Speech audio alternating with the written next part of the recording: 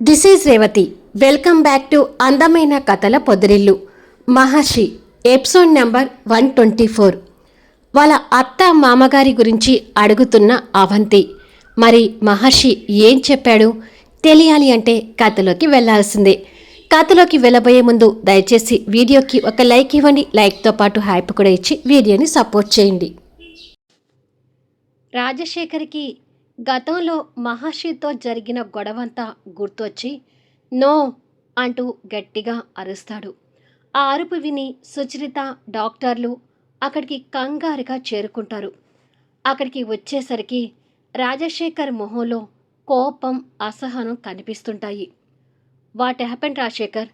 ఎందుకు అలా అయిపోతున్నారు? కంట్రోల్ యువర్ సెల్ఫ్ అంటూ డాక్టర్లు అతన్ని చెక్ చేస్తుంటారు. ఏమైందండి? ఎందుకు అలా అరిచారు అని అడుగుతుంది సుచరిత భర్త గురించి కంగారు పడుతూ. రాజశేఖర్కి సుచరితను చూస్తుంటే తన స్థానంలో జీవన కనిపిస్తున్నట్టుగా ఉంటుంది. ఏమైందండి?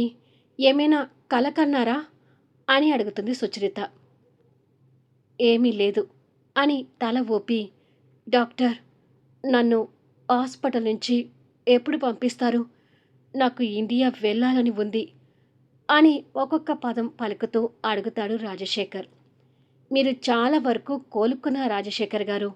మరి కొన్ని రోజులు ఈ ట్రీట్మెంట్ కొనసాగితే పూర్తిగా కోలుకుంటారు అంటాడు డాక్టర్. నాకు త్వరగా ఇండియా వెళ్ళి మా పిల్లల్ని చూసుకోవాలని ఉంది డాక్టర్. నేను తొందరగా నడిచేటట్టు చూడండి అంటాడు రాజశేఖర్. మీకు వచ్చిన పెరాలసిస్ కారణంగా మీ కాళ్ళు చేతుల నరాలు దెబ్బతిన్నాయి. అవి నార్మల్ స్థితికి వచ్చే విధంగా ట్రీట్మెంట్ చేస్తున్నాము.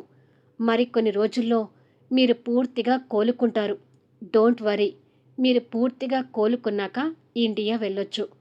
అలాగే ఇక నుండి మీరు హాస్పిటల్లో ఉండే ట్రీట్మెంట్ తీసుకోవాల్సిన అవసరం లేదు. ఇప్పుడు మీరు మీ ఇంటికి వెళ్ళొచ్చు. కానీ పూర్తిగా కోలుకున్నాకే ఇండియాకి వెళ్ళండి అని చెప్తాడు డాక్టర్. ఇంటికి తీసుకెళ్ళొచ్చు అని డాక్టర్ గారు చెప్పగానే సుచరిత కూడా సంతోషపడుతుంటుంది. కానీ రాజశేఖర్కి మహర్షితో గొడవ పడటం గుర్తు తెచ్చుకుంటూ మొత్తం నాదే తప్పు అన్నట్టుగా మహర్షి అలా మాట్లాడాడేంటి? నేను కళ్ళారా చూసింది కూడా కాదని చెప్తున్నాడేంటి? జీవన నా కళ్ళు కప్పి తప్పు చేయటం నా కళ్ళారా నేను చూశాను. నేను చూసింది నిజం కాకుండా ఎందుకు పోతుంది అనే భ్రమలో ఉంటాడు.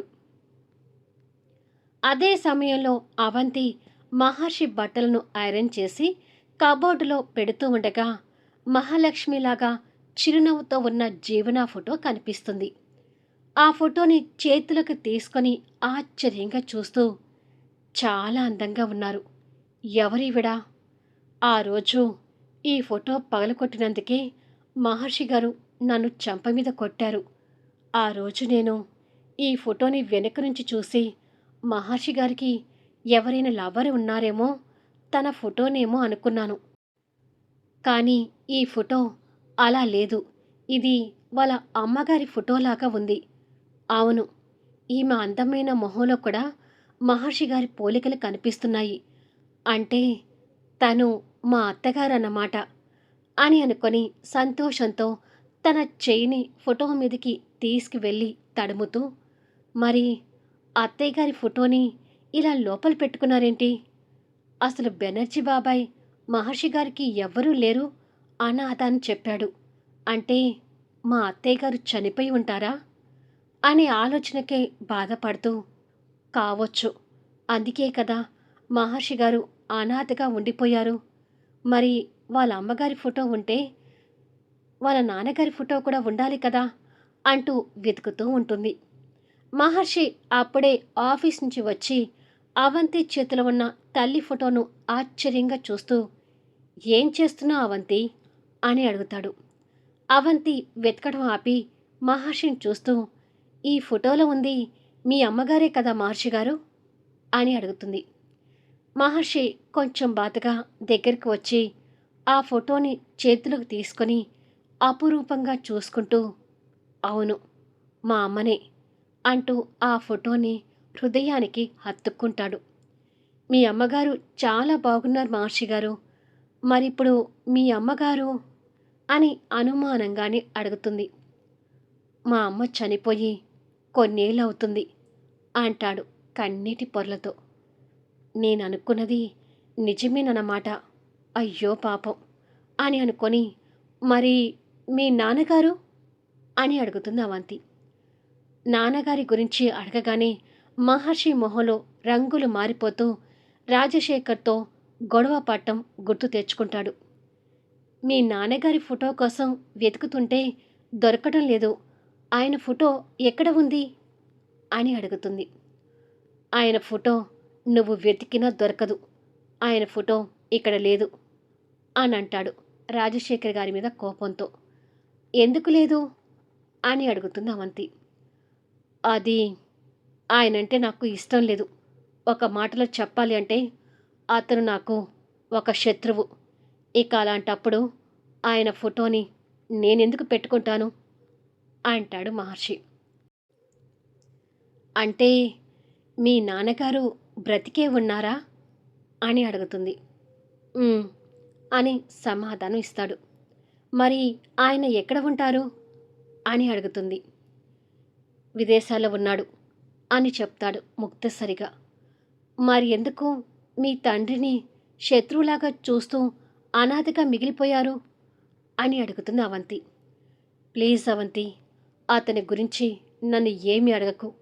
అసలు నా పర్సనల్ విషయాల గురించి నన్ను కదిలించకు ప్లీజ్ అని రిక్వెస్ట్గా చెప్పి ఆ ఫోటోని తిరిగి యథాస్థానంలో పెట్టి వెళ్ళిపోతాడు. ఏంటిది, వాళ్ళ నాన్నగారి గురించి అడుగుతుంటే అలా ఇబ్బంది పడిపోతున్నారు. పైగా చనిపోయిన వాళ్ళ అమ్మగారి ఫోటోని దండ వేసి గోడకు పెట్టుకోవాలి కానీ ఇలా చాటుగా పెడుతున్నారేంటి అని అనుకుంటుంది అవంతి. గౌతమ్ ఆఫీస్కి బయలుదేరుతుండగా సుచరిత దగ్గర నుంచి కాల్ వస్తుంటుంది. ఫోన్ లిఫ్ట్ చేసి, చెప్పమ్మా, నాన్నగారు హాస్పిటల్ నుంచి ఇంటికి వచ్చారా అని అడుగుతాడు సంతోషపడుతూ. హా, ఇప్పుడే వచ్చాము. మీ నాన్నగారు నీతో మాట్లాడతారంట గౌతమ్.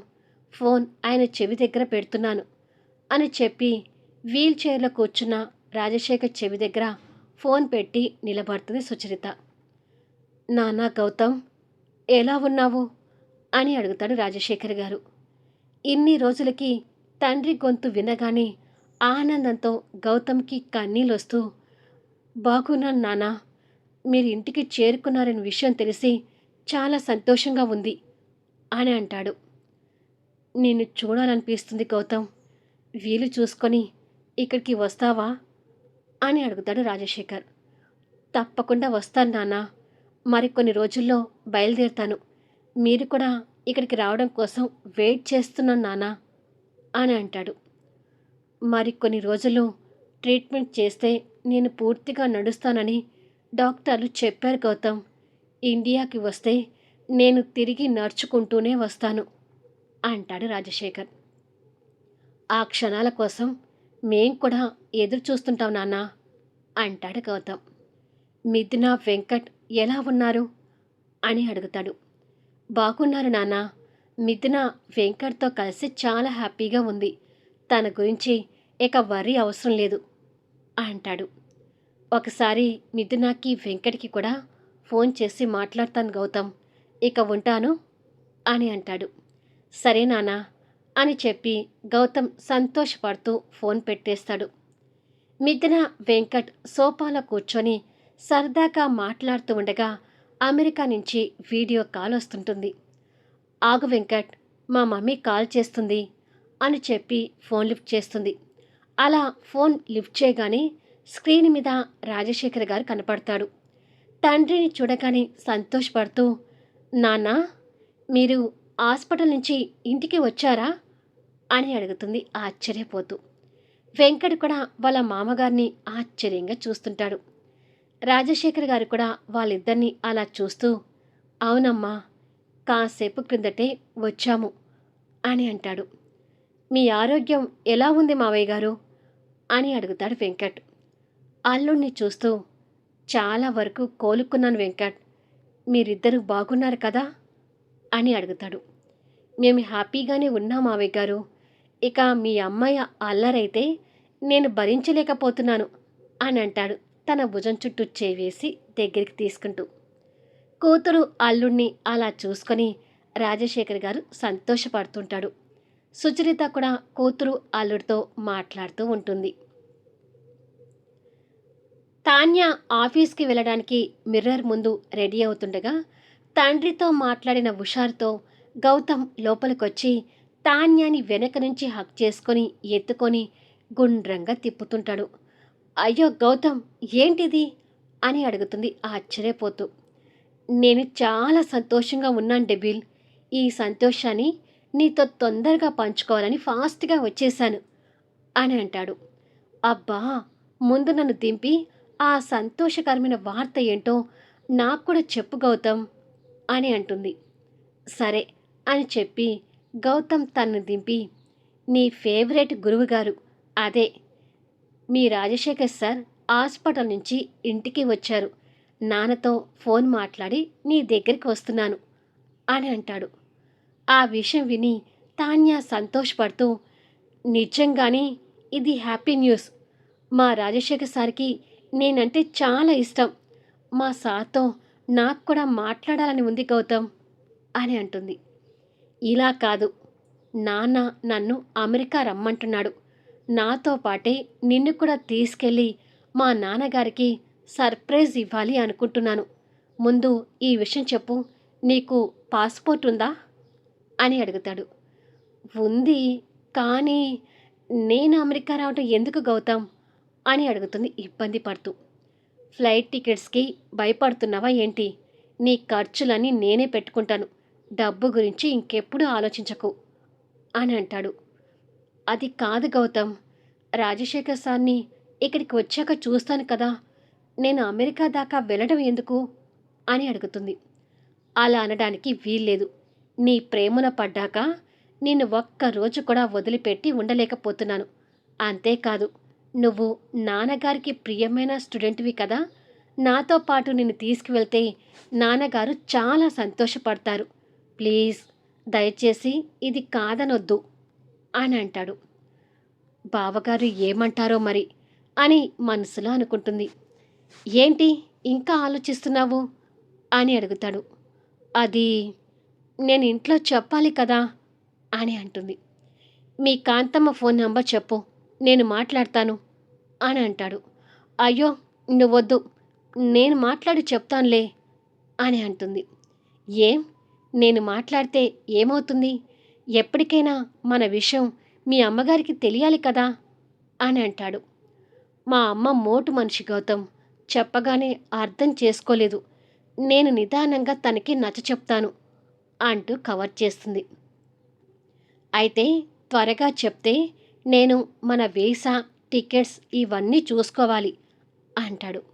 సరే, వీలైనంత త్వరగా చెప్తానులే అని అంటుంది. థ్యాంక్ యూ డెవిల్ అంటూ తన నడుము చుట్టూ చేతులు వేసి దగ్గరికి లాక్కుంటాడు. ఏంటి గౌతమ్, మరి అంత దగ్గరగా లాక్కుంటున్నావు అని అడుగుతుంది కాస్త బెదిరిపోతూ. నేను పిచ్చి సంతోషంగా ఉన్నాను కాబట్టి నీకు ఒక్క ముద్దు పెట్టాలని ఉంది అంటూ టక్కున తన బుగ్గ మీద ముద్దు పెడతాడు. తాన్య బుగ్గ తడుముకుంటూ, నీ అల్లరి ఎక్కువ అవుతుంది గౌతమ్, పెళ్ళి వరకు నిన్ను హద్దుల్లో ఉంచకపోతే లాభం లేదు అని అంటుంది చిరుకోపంగా. హద్దుల్లో ఉన్నాను కాబట్టే పెదవుల మీద కాకుండా నీ బుగ్గ మీద పెట్టాను డెవిల్ అంటాడు కన్ను కొడుతూ. పో గౌతమ్ అంటూ తాన్య నవ్వుతూ గౌతమ్ని వెనక్కి నెట్టి ఆ రూములో నుంచి వెళ్ళిపోతుంది. అమెరికా వెళ్ళాక నా హద్దులు కాస్త మీరాలి, లేకపోతే ఇలాగే కండిషన్స్ పెడుతూ కూర్చుంటుంది అని సంతోషంతో నవ్వుతూ ఉండగా ఫోన్ రింగ్ అవుతూ ఉంటుంది. ఆ సంతోషంలో స్క్రీన్ చూడకుండానే ఫోన్ లిఫ్ట్ చేసి హలో అంటాడు. హాయ్ గౌతమ్, నా లవర్ తాన్యాతో మా పెళ్ళి గురించి మాట్లాడతానన్నావు కదా, మాట్లాడావా అంటూ కెనడా నుంచి ప్రమోద్ గొంతు వినిపిస్తుంటుంది. ఇప్పుడు గౌతమ్ రియాక్షన్ ఏంటో మళ్ళీ నెక్స్ట్ వీడియోలో చూద్దాం. కథ నచ్చితే లైక్ చేయండి, హ్యాపీ ఇవ్వండి, మీ అమూల్యమైన కామెంట్స్ అందచేయండి. Thank you for లీజనింగ్.